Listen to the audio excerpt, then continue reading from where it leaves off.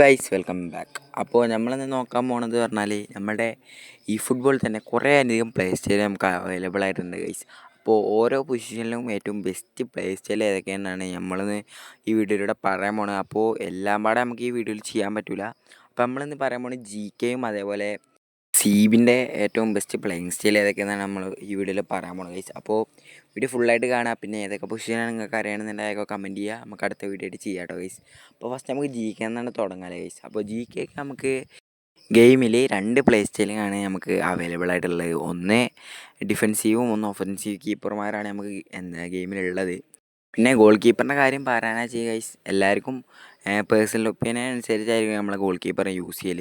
അപ്പോൾ GKൻ്റെ play style പറഞ്ഞാൽ നമ്മളെ ഇഷ്ടപ്പെട്ട കീപ്പറിനെ യൂസ് ചെയ്യുക, അതന്നെ ഉള്ളൂ. അപ്പോൾ അതിൽ വലിയ പ്രാധാന്യമൊന്നും ഞാൻ കൊടുക്കണില്ല. ഞാൻ കൂടുതലായിട്ട് യൂസ് ചെയ്യുക അറ്റാക്കിങ് കീപ്പറാണ്.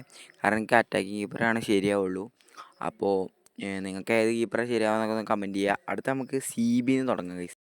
ഈ കാര്യങ്ങൾ ഇങ്ങനെ നേരെ കേൾക്കണം. കാരണം CB പറഞ്ഞാൽ നമുക്ക് 3 പ്ലേയിങ് സ്റ്റൈലാണ് അവൈലബിൾ ആയിട്ടുള്ളത്.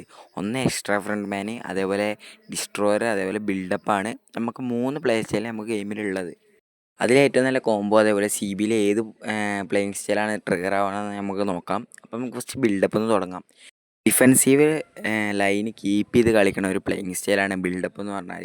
അപ്പം നമ്മൾ അറ്റാക്കിങ്ങിന് ചെന്നാൽ നമ്മൾ ബിൽഡപ്പ് അവിടെ തന്നെ നിൽക്കും, കയറിപ്പോവൊന്നും ചെയ്യില്ല. ഓപ്പോണൻ്റ് അറ്റാക്ക് ചെയ്യുമ്പോഴോ നമ്മളെ അറ്റാക്ക് ചെയ്യുമ്പോഴോ നമ്മളെ ബിൽഡപ്പ് ഡിഫെൻസീവ് ലൈനിൽ തന്നെ നിൽക്കും.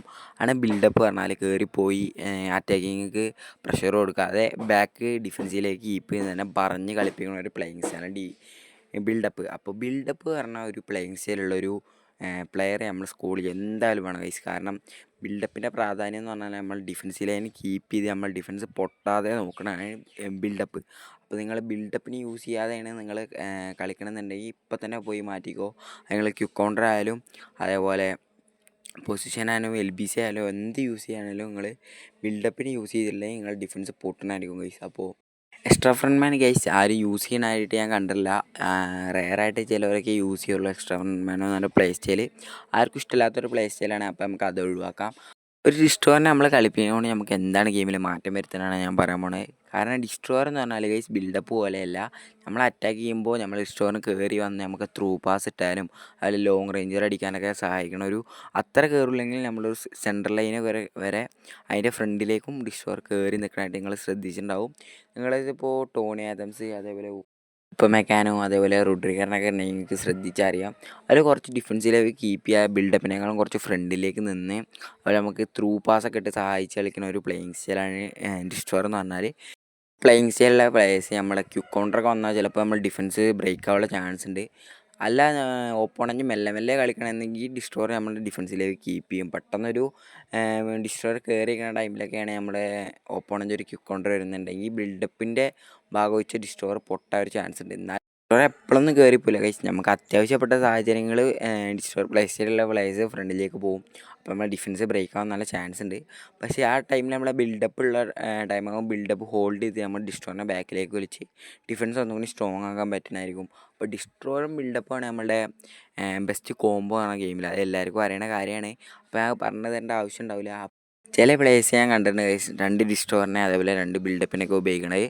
അപ്പോൾ അങ്ങനെ യൂസ് ചെയ്യാതിരിക്കണമായിരിക്കും നല്ലത്. കാരണം ഡിസ്ട്രോയറിൻ്റെ പൊസിഷനിൽ ചില സമയത്ത് നമുക്ക് ആവശ്യപ്പെട്ട ത്രൂ പാസിനൊക്കെ നമുക്ക് ഡിസ്ട്രോയർ തന്നെ വേണം. കാരണം അവിടെ ബിൽഡപ്പ് നമുക്ക് ശരിയാവില്ല, ബിൽഡപ്പ് അതേപോലെ കയറി നിൽക്കില്ല. അപ്പോൾ ആ സൈഡിൽ നമുക്ക് ഒന്നും ഇല്ലാത്ത പോലെ ഒരു ഫീലിംഗ് ആയിരിക്കും. അപ്പോൾ നമുക്ക് അതുമൂലം ഡിഫെൻസ് പൊട്ടാനുള്ള ചാൻസ് ഉണ്ട്. അപ്പോൾ 2 ഡിസ്ട്രോയറിനെ ഉപയോഗിക്കുന്ന ടൈമിൽ ബിൽഡപ്പിൻ്റെ സ്ഥാനത്ത് ഡിസ്ട്രോയർ നിൽക്കില്ല. അപ്പോൾ രണ്ടാണ് കയറി പോവുക. അത് പ്രകാരം നമ്മളെ ഡിഫെൻസ് പൊട്ടി നമ്മൾ ഗോൾ കൺസിഡർ ചെയ്യേണ്ട അവസ്ഥയാണ് വരുന്നതായിരിക്കും. അപ്പോൾ ഗൈസ് എനിക്ക് യൂസ് ചെയ്തിട്ട് പ്ലേയിങ് സ്റ്റൈൽ തമ്മിൽ വ്യത്യാസം അതേപോലെ ഏറ്റവും നല്ല കോംബോ ആണ് ഞാൻ ഈ വീഡിയോയിൽ പറഞ്ഞിട്ടുള്ളത്. വീഡിയോ യൂസ്ഫുള്ളായ ലൈക്ക് അടിക്കുക, അതേപോലെ സബ്സ്ക്രൈബ് ചെയ്യുക. പിന്നെ നമ്മളുടെ CF CMF അതിലൊക്കെ ഏറ്റവും നല്ല പ്ലേയിങ് സ്റ്റൈൽ ഏതാണെന്നും കൂടി ചെയ്യണമെന്നുണ്ടെങ്കിൽ നമ്മൾ കമൻറ്റ് ചെയ്യട്ടോ. നമുക്ക് അടുത്ത വീഡിയോ ആയിട്ട് ചെയ്യാം ഗൈസ്. അപ്പോൾ ഗൈസ് ബൈ.